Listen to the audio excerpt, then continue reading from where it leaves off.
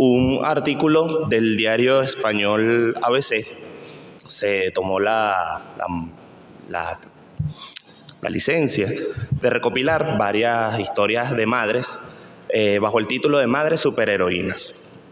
Y hablaba, entre tantas historias, de la historia de Stephanie Decker, quien era una habitante de Indiana en Estados Unidos. En marzo de 2012, un terrible tornado hizo temblar los cimientos de su casa.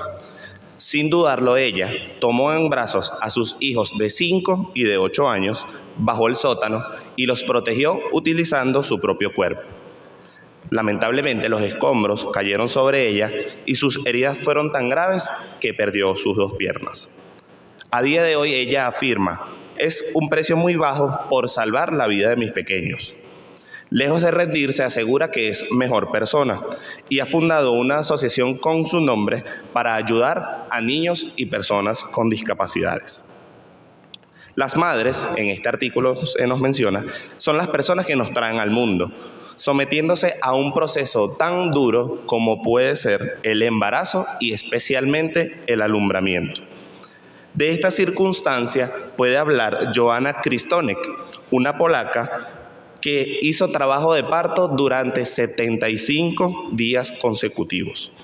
Embarazada de trillizos, su primer hijo vino al mundo a las 22 semanas y no sobrevivió. Para evitar que los otros 2 corriesen idéntico destino, los doctores retrasaron el parto dándole medicación para frenar las contracciones y haciendo que permaneciese tumbada con los pies hacia arriba. A las 32 semanas de parto nacieron 2 niños sanos. La circunstancia de la maternidad biológicamente inicia con la fecundación del óvulo y 8 días después de que el óvulo y el espermatozoide consolidan su unión, se desarrolla una hormona protectora. Esta evitará el rechazo de la nueva criatura por parte del cuerpo de la madre. Así es como la vida comienza a abrirse paso. Todo esto sucede en muy corto tiempo y solo podemos saber que un bebé crece dentro del vientre materno y que día a día una serie de procesos cada vez más complejos se van ejecutando, venciendo una y otra vez la nada. Tras la dulce espera, este inquilino llegará al mundo con ello. Llegará también con él la celebración de un nuevo ser, la celebración de la vida. Hoy justamente vamos a considerar 2 nacimientos, 2 gestaciones, 2 procesos prácticamente paralelos y de gran importancia para el cristiano. No solo porque los 2 neonatos del relato son Juan el Bautista y Jesús, sino también por la forma en la cual fueron concebidos a través de un milagro de Dios. Particularmente la situación de estos 2 bebés o quienes fueran bebés es milagrosa no solo por su nacimiento, sino por haber hecho madres a una mujer estéril y a una mujer que no había conocido marido. Pasemos entonces a considerar 3 verdades que el relato de Lucas 1 nos enseña. La primera y la más obvia y evidente es que Dios es el dador de la vida.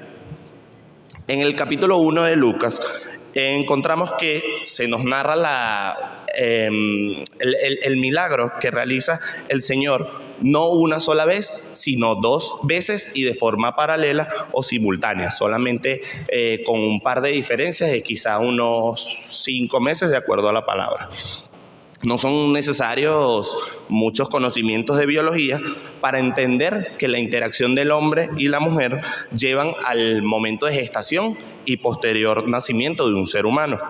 La crucial diferencia entre este conocimiento de biología que tenemos y lo que encontramos en el capítulo de Lucas 1 es que la acción directa del Señor permitió que estas mujeres fuesen madres.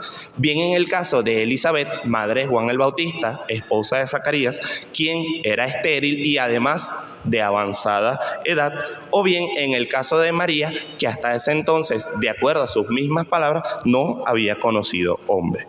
Les invito entonces a buscar en sus Biblias rápidamente el capítulo 1 de Lucas y nos vamos a ir primero a los versículos del 11 al 14. Vamos a los versículos del 11 al 14, dicen de la siguiente manera: y se le apareció un ángel del Señor, puesto en pie a la derecha del altar del incienso, y se turbó Zacarías al verle, y le sobrecogió temor. Pero el ángel le dijo: Zacarías, no temas, porque tu oración ha sido oída, y tu mujer Elizabeth te dará a luz un hijo, y llamarás su nombre Juan. Y tendrás gozo y alegría, y muchos se regocijarán de su nacimiento. Y más adelante, en los versículos del 30 al 34, encontramos: entonces el ángel le dijo: María, no temas, porque has hallado gracia delante de Dios. Y ahora concebirás en tu vientre y darás a luz un hijo, y llamarás su nombre Jesús. Este será grande y será llamado Hijo del Altísimo, y el Señor Dios le dará el trono de David, su padre, y reinará sobre la casa de Jacob para siempre, y su reino no tendrá fin. En ambos casos, estas mujeres experimentaron el llamado milagro de la vida por la acción milagrosa y determinante de Dios Padre. El contexto de estos acontecimientos y particularmente de la misión que llevarían adelante estas dos personas requerían necesariamente una acción grandilocuente, milagrosa, evidente, de gran poder de parte de nuestro Dios. Pero a los días de hoy, inclusive, es posible escuchar de parejas constituidas siempre una que otra anécdota sobre la concepción, evidenciando siempre en todo momento que no solo la interacción biológica, sino que hace falta ese algo más que ocurre en los momentos previos al embarazo. Ese algo más lo vemos ciertamente en el capítulo de Lucas 1, y las madres que están acá pueden dar fe de esto. Dios es el único dador de la vida. Jeremías 1, 4 y 5 nos dice: vino pues palabra de Jehová a mí diciendo: antes que te formases en el vientre, yo te conocí, y antes que nacieses, te santifiqué, te di por profeta a las naciones.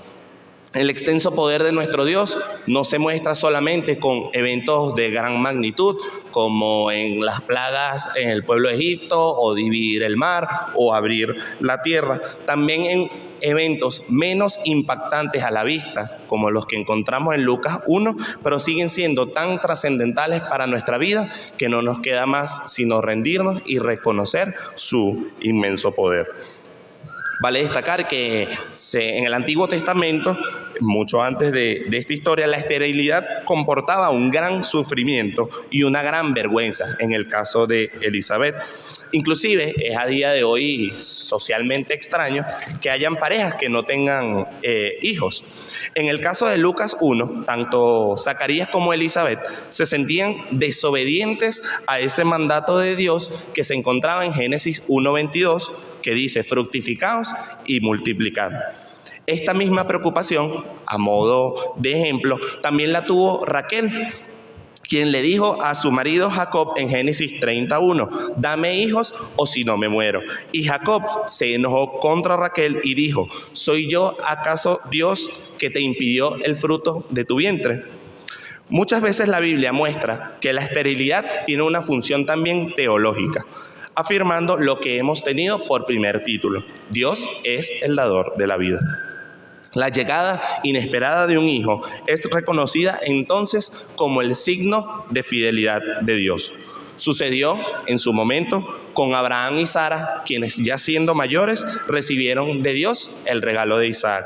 Y volvió a suceder con Zacarías y Elizabeth con el milagro de la gestación de Juan el Bautista, y sucedió una vez más con el milagro de la gestación de nuestro Señor Jesucristo. Antes de pasar al siguiente título, permítame rápidamente destacar algo, y sé que quizá sale un poco del orden porque el Día de las Madres es también el día de celebrar la vida. Hay ejemplos muy claros en la Biblia respecto de la gestación y el poder de Dios que se involucra en ese proceso. Las tendencias quizá actuales y movimientos sociales permean y explican, imponen al individuo la libertad que tiene sobre su propio cuerpo y la disposición que tiene para justificar conductas contrarias a la palabra del Señor, como lo es el aborto. Eso ha llevado a considerar que en muchos países ya el aborto sea prácticamente un derecho y reformar prácticamente la legislación para legalizar esta conducta. Solamente cierro en este tema diciendo, el Señor es el dador de la vida y el ser humano es un mero actor o partícipe dentro de este evento milagroso del Padre. Por lo que en simples líneas, no puede haber un cristiano que se manifieste a favor del aborto. Si esta persona se manifiesta a favor del aborto y se dice ser cristiano, niega simplemente el poder de Dios. Paso rápidamente al segundo punto de la mañana de hoy, y es que una madre obediente agrada a Dios. El capítulo 1 de Lucas muestra la parentela entre las dos madres de la historia. Vemos en Lucas 1:36 que se nos dice, y he aquí tu parienta Elizabeth, ella también ha concebido hijo en su vejez, y este es el 6º mes para ella, la que llamaban estéril. Recordemos que este libro fue escrito desde el griego, donde se traduce o literalmente la palabra parienta se traduce como sugenis. La palabra sugenis simplemente implica que Elizabeth y María eran parientes, sin indicación de cuál era el grado de parentesco. De hecho, cuando se investiga un poco esta relación, siempre se ha dicho que son primas o se tiene entendido que era un grado cercano, pero realmente el griego antiguo usa la palabra sugenis para decir que simplemente había un nexo familiar entre ellas, pero no de qué grado. De hecho, dato adicional, en la palabra primo se usó por primera vez en una traducción del idioma inglés hecha en el año 1382. Esto fue durante un tiempo donde la palabra no tenía el significado específico que tiene ahora. No existe un término exacto en griego, hebreo o arameo para definir lo que se describe como primo, por lo que aún a día de hoy esa parentela sigue siendo desconocida. Sin embargo, sean parientes o no, el capítulo 1 de Lucas destaca que ambas eran mujeres obedientes e irreprensibles.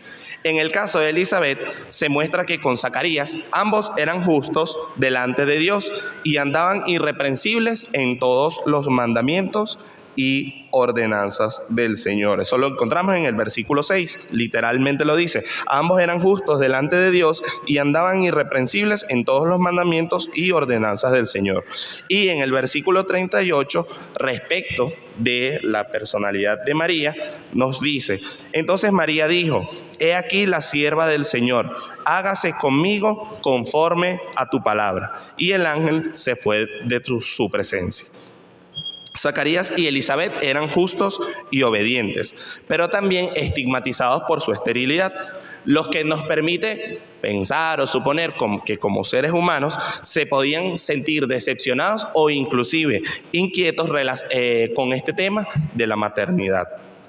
Esto también repercutía en Zacarías como esposo, lo cual podemos ver en los versículos 11 y 13, que dice, se le apareció un ángel del Señor puesto en pie a la derecha del altar del incienso. Se turbó Zacarías al verle, pero el ángel le dijo, Zacarías, no temas, porque tu oración ha sido oída, y tu mujer Elizabeth dará a luz un hijo y llamará su nombre Juan. Es probable que en el momento de su vida como pareja, y Elizabeth particularmente como mujer, haya elevado una oración al Señor pidiendo un hijo, sobre todo teniendo en cuenta el contexto de esterilidad que venimos tratando. Es sorpresa entonces para Zacarías que el ángel le haya dicho eso, siendo que a lo mejor era una oración y particularmente un anhelo del corazón que ya a su avanzada edad habían dejado de lado. El hecho es que la esterilidad de Elizabeth y particularmente luego de estos momentos milagrosos nunca fue una excusa para desobedecer y rechazar la costumbre de adoración. Elizabeth en todo momento se mantuvo firme al igual que su esposo. Más bien, la aparición del ángel a ambas mujeres permite apreciar que esa obediencia al Señor, en vez de menguar, se reafirmó aún más. Los versículos 24 y 25 nos muestran que después de aquellos días concibió su mujer Elizabeth y se recluyó en casa por 5 meses, diciendo: así ha hecho conmigo el Señor en los días en que se dignó quitar mi afrenta entre los hombres. Por su parte, el versículo 46 en adelante nos muestra una preciosa oración de María, agradeciendo y describiendo el amor que Dios sintió por ella. Una muestra más de obediencia la vemos en los versículos 59 y 60 de este mismo capítulo, y dicen así: aconteció que al 8º día vinieron para circuncidar al niño y le llamaban con el nombre de su padre Zacarías. Pero respondiendo su madre dijo: no, se llamará Juan. Tanto Zacarías como Elizabeth sabían que el nombre del niño tenía que ser Juan, no por mero capricho de ellos, sino por mandato del ángel. Y pensemos en este momento, humanamente hablando, en los momentos de algarabía, de felicidad, de regocijo, de sentir que el Señor ha cumplido una petición del corazón. Elizabeth se ha podido preguntar: ¿y por qué yo tengo que llamar a mi hijo Juan si es mi hijo? Pudiese haberle puesto un nombre cualquiera de su preferencia, más aprovechando un momento tan especial en su vida.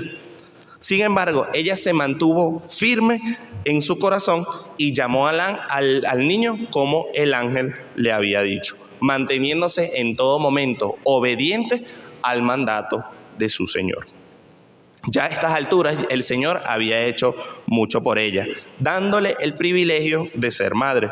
Sería una total muestra de desagradecimiento dar la espalda al mandato del Señor, más teniendo en cuenta la importancia que ella ya sabía que tendría su hijo. Ciertamente ninguna madre a día de hoy puede saber a ciencia cierta a qué se dedicará su hijo, qué realizará su hijo y cuál va a ser su labor en este mundo. Pero su principal misión como madre es mantenerse en obediencia al Padre e intentar criar en disciplina y temor de Dios. Dice la Biblia en Efesios 6:4: y vosotros padres, no provoquéis a ira a vuestros hijos, sino criadlos en disciplina y amonestación del Señor. De los labios de nuestra madre hemos escuchado cantos, alabanzas, expresiones que nos llevaron desde pequeños y aún en el momento de nuestras vidas a crecer en el conocimiento del amor de Dios. Que luego estos cantos y reflexiones, estos cantos y alabanzas se transforman en sabias reflexiones que los hijos usamos en nuestro día a día. Resumido, las madres siempre saben. Dice también Proverbios 22:6: instruye al niño en su camino y aun cuando fuere viejo no se apartará de él.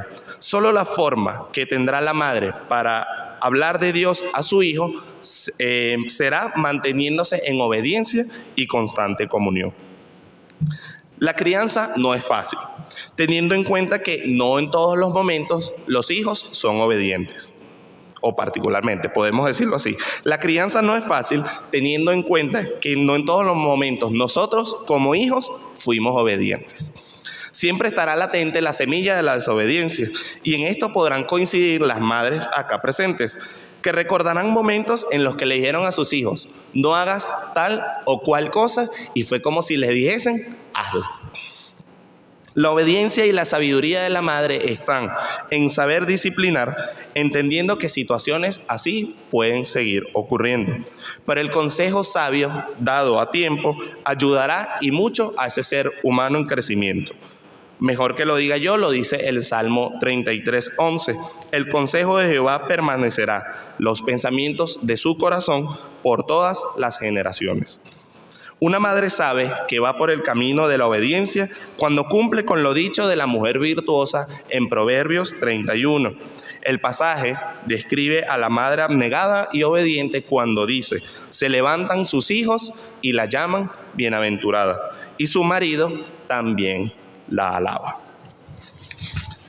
El tercer y último punto del mensaje del día de hoy se titula: el amor de madre es una emoción infinita. Nos muestra el capítulo 1 de Lucas que ambas mujeres se sorprendieron al saber de su gestación. No era para menos, dado lo milagroso que fue para ellas. Una mujer estéril y una virgen iban a concebir. El pasaje no lo dice literalmente, en ninguna parte de Lucas 1 lo vamos a encontrar, pero de las acciones de ambas se puede entender la profunda alegría que les daba este momento de vida. Y es que sin duda todas las madres pueden afirmar que sienten las cosas cambiar cuando ha llegado el tiempo de la maternidad. Muchas frases comerciales de televisión, uno que otro programa, hacen alusión a lo grande que es el amor de madre. Y viene a la mente un eslogan que dice, suave como el amor de mamá. La humanidad identifica en el amor de madre lo que los griegos llamaban el amor estorge. El idioma griego antiguo tenía 4 palabras para distinguir el amor: el ágape, filio, eros y estorge.